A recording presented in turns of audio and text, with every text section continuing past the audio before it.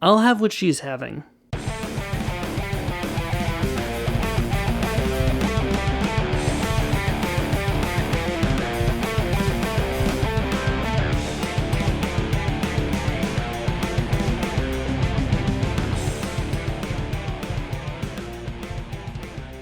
Hello everyone, welcome to episode number 105 of Movies Are Awesome, the show all about mini golf. My name is Nathan Pottle, and thank you so much for joining me today. And it's been kind of an interesting week for me here. Last week I actually hurt my back at work, so they sent me home.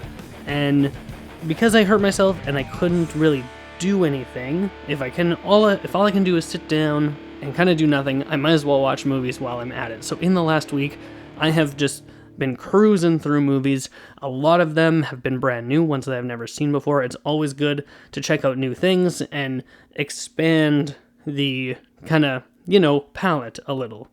Check out things that maybe you might not have seen before and other stuff like that. So I've been watching a lot of movies in the last week. I think I'm at about 15 in the last week, new movies that I've watched, which is pretty decent. It's a sizable amount, so I'm feeling pretty good about that.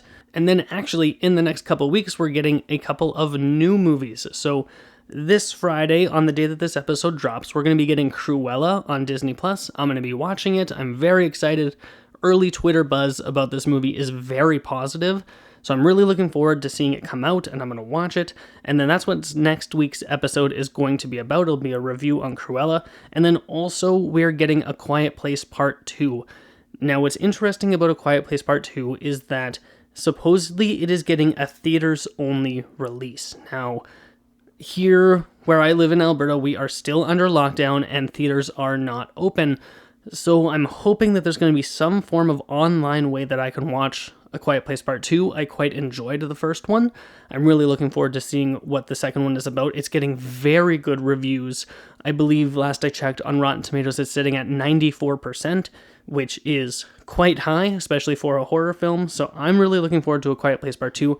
So hopefully if I'm able to check out Cruella on Friday and then maybe A Quiet Place Part 2 sometime over the weekend, that's going to be my next two episodes that I'm going to be talking about. So we're going to have reviews of brand new movies, and that is so exciting to me.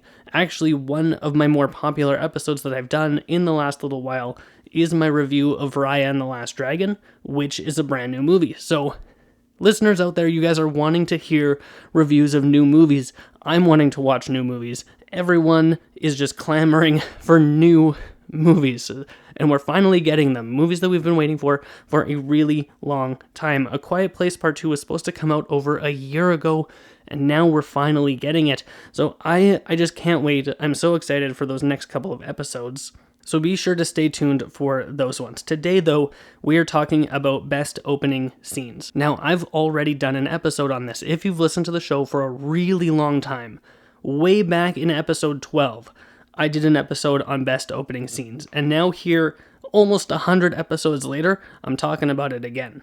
Because in that time, between that episode and this one, I've seen a lot of movies, I've had a lot of time to think about this, and you know what? Those 5 movies that I had in that list, those are still great opening scenes, but there are a lot more out there, a lot more to talk about, and that's what I'm talking about today. 5 more best opening scenes.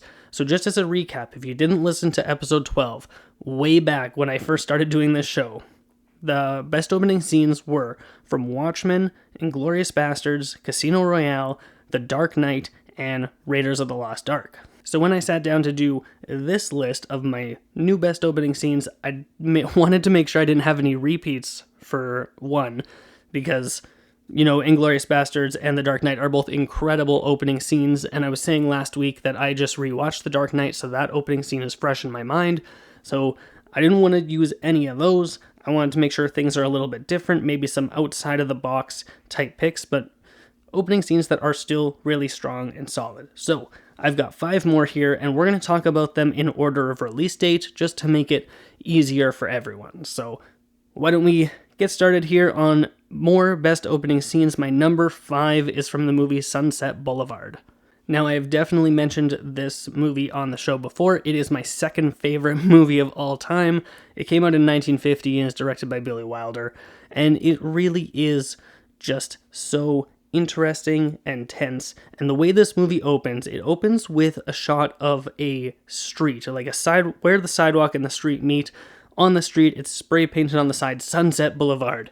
And the camera goes and it's going along the road. And this is where we get kind of the overture. And we get a lot of the credits of the movie, because really before 1975, we had most of the credits at the beginning of movies.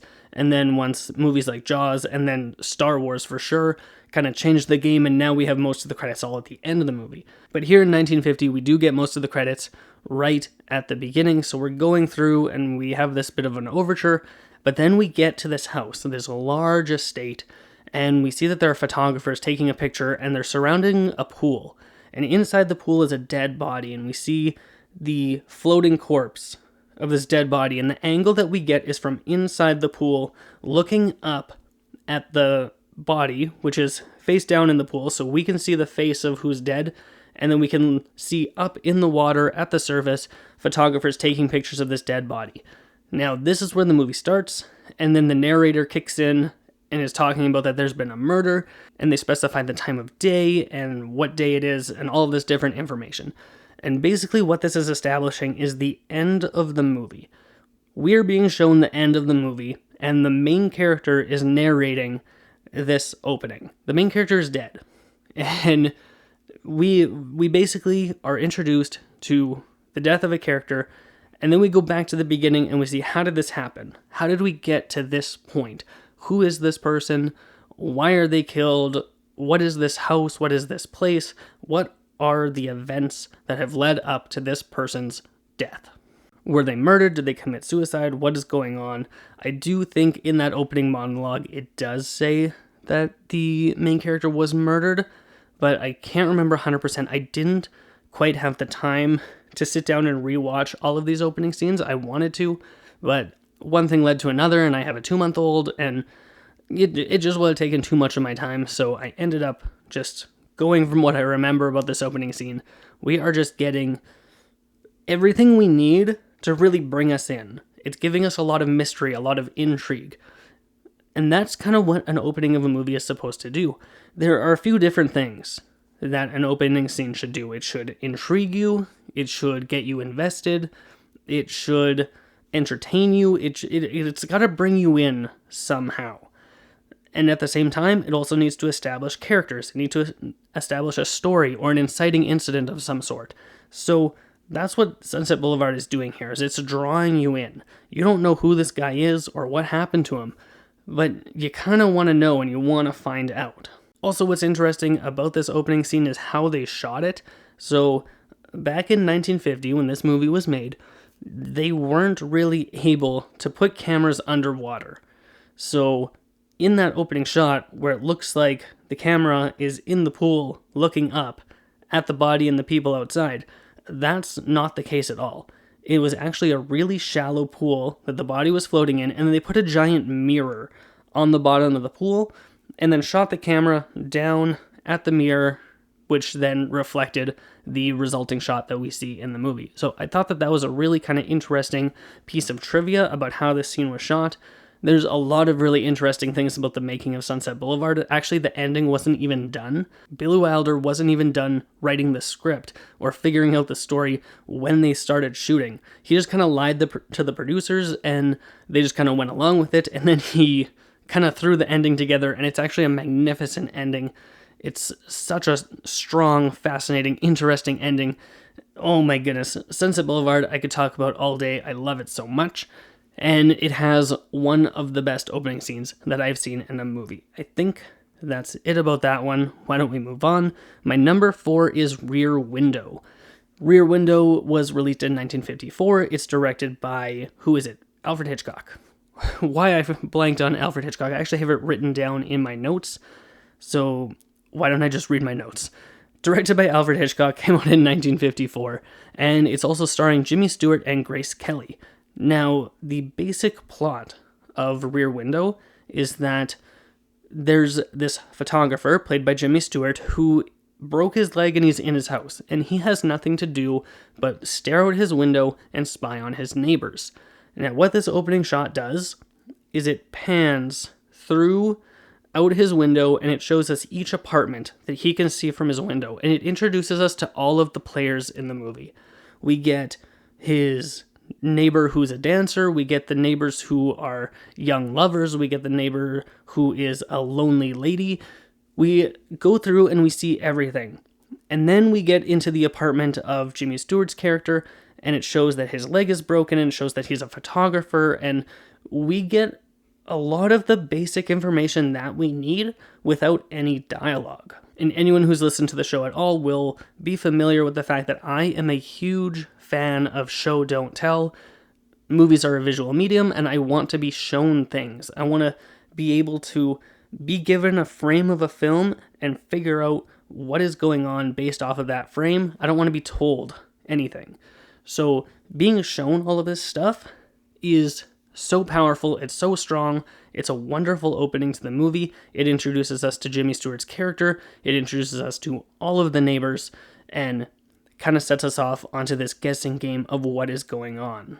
And then almost immediately after that unbroken shot, we get the introduction of Grace Kelly's character, and she is just stunning to look at in this movie.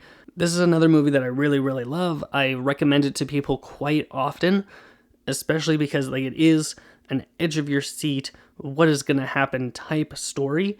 I find it fascinating, I find it engaging, I find it just...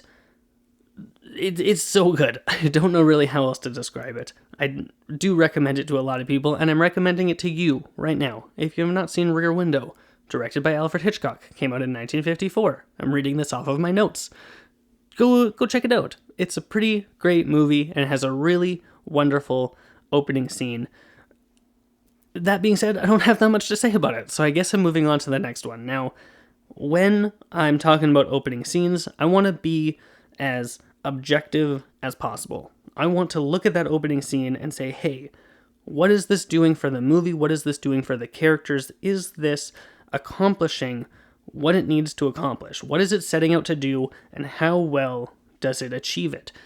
And even if I don't think that the movie as a whole is very good, the opening scene can still be really strong. Weak movies can have really strong opening scenes, and my next one is proof of that, and that is the movie Cars. Now, a lot of people are like, oh no, Cars, it's an animated movie, and it's from Pixar, and there are better Pixar movies out there, and there certainly are better Pixar movies out there. There are even maybe better scenes within Pixar. Some of you may be thinking, hey, why don't you pick Up, with the opening scene from Up with Carl and Ellie and going through their lives and all of that stuff. That's great. I think that this opening scene of Cars is severely underrated. I just rewatched it last night, and it cemented into my mind, okay, I need to talk about this scene. Now, Cars was released in 2006, it's directed by John Lasseter, and the important thing about this opening scene is to ask it, what is it trying to tell the audience, and does it tell us sufficiently? And I would say, for sure, 100%. This opening scene is introducing us to the character of Lightning McQueen, and also the character of Chick Hicks and the King. The three main kind of protagonists in this movie, or antagonists when you look at Chick Hicks, but Lightning McQueen mainly. We are open on a black screen, and he is talking to himself, psyching himself up, getting ready to go into this big NASCAR type race. Now, it's not NASCAR because that's branded and all that type of stuff, but it's a NASCAR type race because he's a car and cars race, and it makes sense that this would be their most popular sport of just racing because they're all vehicles.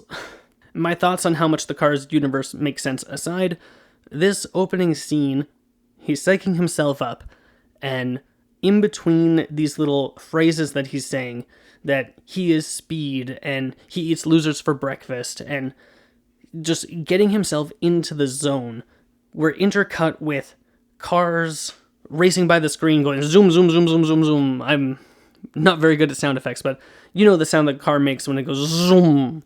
We get a bunch of that going across the screen, and on my sound system it sounded great, by the way.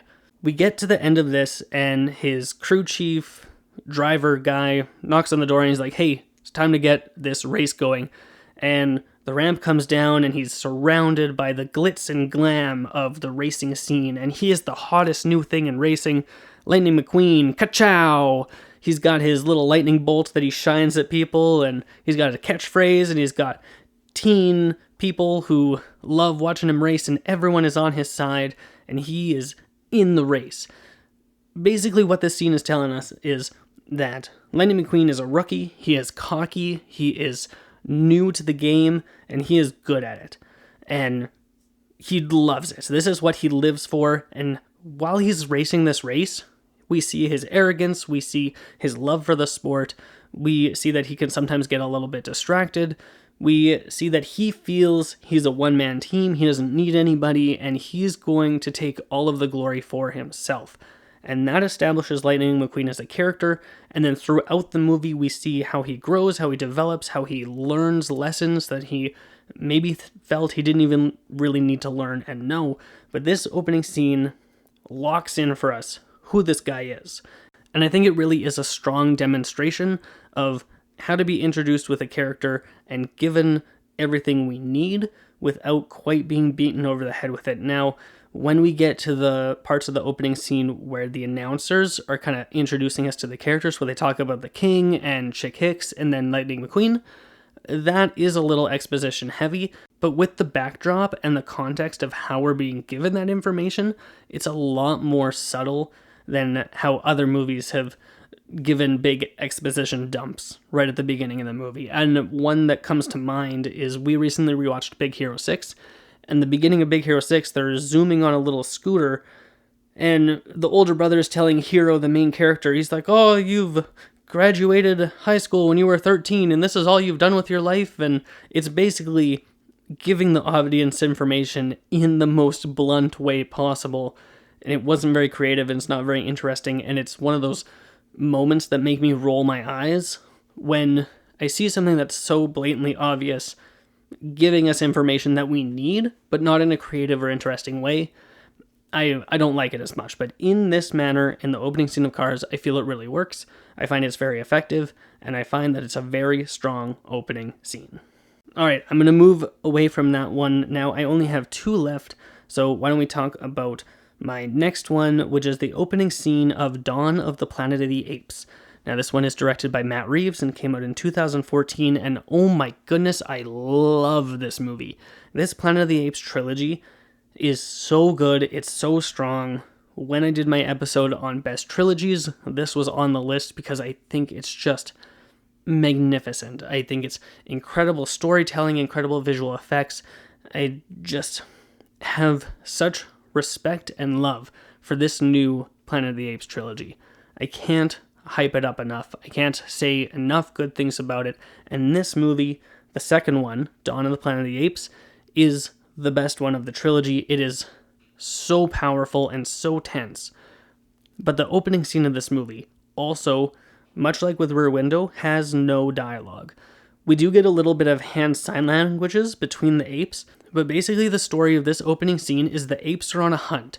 They are hunting for food, and they're tracking down this pack of deer or an animal similar to deer, maybe they're elk or something, I can't quite remember. But the shot opens, the very opening shot we see is Caesar's eyes, and he's looking around, and he's got this war paint on, and he's got a hand up in the air, and then he moves his hand down, and everyone starts moving. All the apes are going through the trees, and they're just silent. It is deadly silent.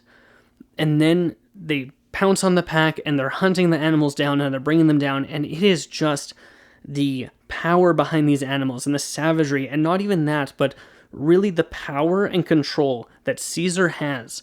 He is in charge. Caesar is, well, he's the Caesar of this group. Like, there's no other way to describe it. He is just the ape who's in charge, and he has the power. And later in the movie, when there's chaos and all the apes are chattering about, like they are freaking out about stuff, all Caesar does is lifts his hand, and everyone goes silent. Everyone stops to hear what Caesar has to say. And I know that's not in the opening scene, but Caesar is just such an interesting, fascinating character to me. He's a really well played out character. And he's methodical and he's smart. And he's on this hunt with his son at the beginning of the movie. And his son gets distracted by a bear. And then Caesar goes in to attack this bear. And then later, Boba comes in. No, not Boba. What is his name? Oh my goodness, my phone's not on me. I need to look it up. We're just going to say it's Boba. It's the ape that's played by Toby Kebbell. I can't remember. I think it is Boba. But anyway, Boba comes in and they kill the bear together. And so Caesar and Boba's relationship is established in this opening scene.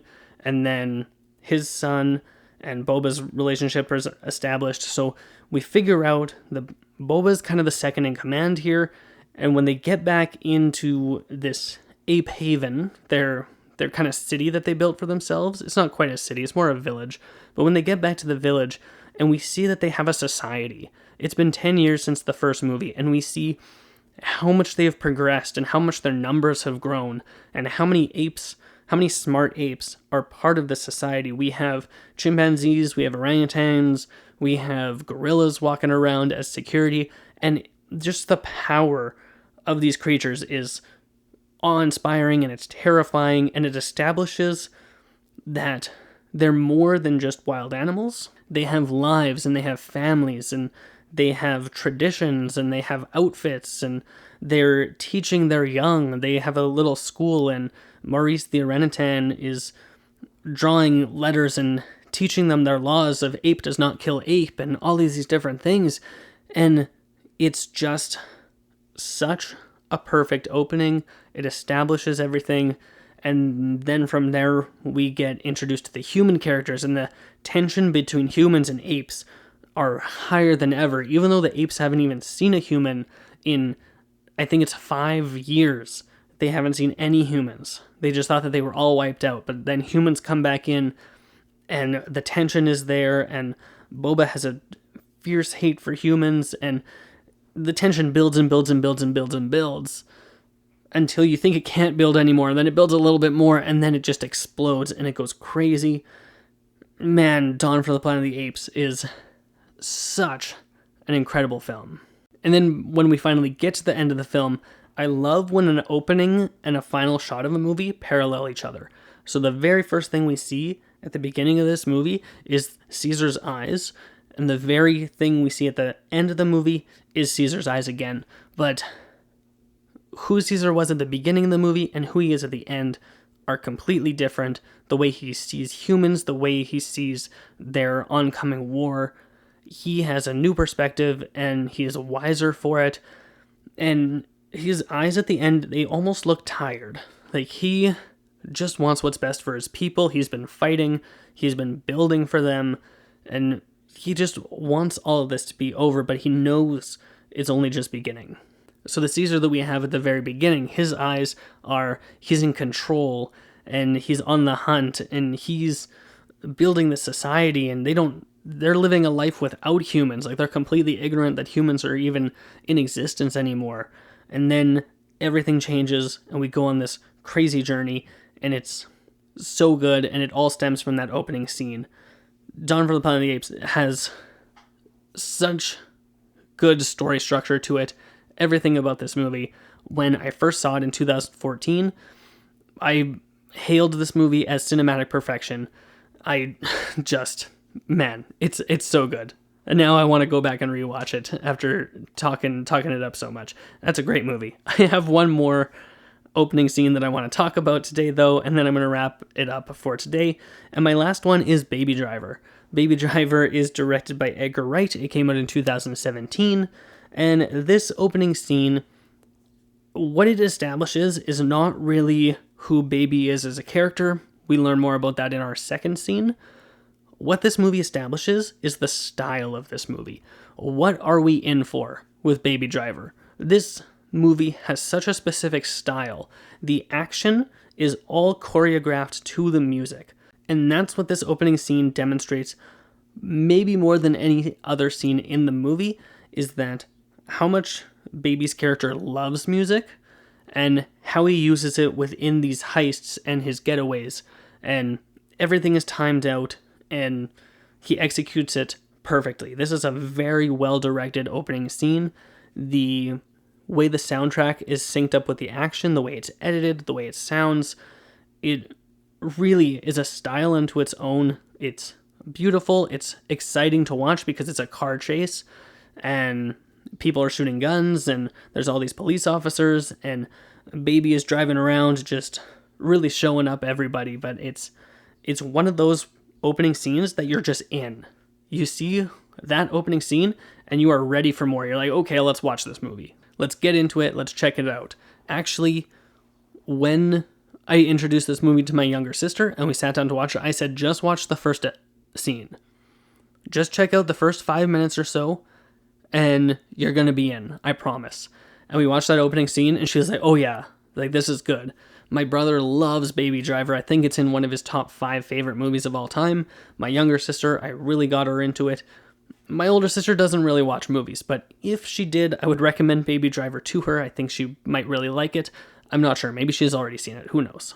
But this is one of those movies that I can just say, hey, just watch the opening. Just see what you're in for. This movie is a lot of fun, but there's also really good drama to it. The music, the soundtrack is really strong. The way it's edited is really strong.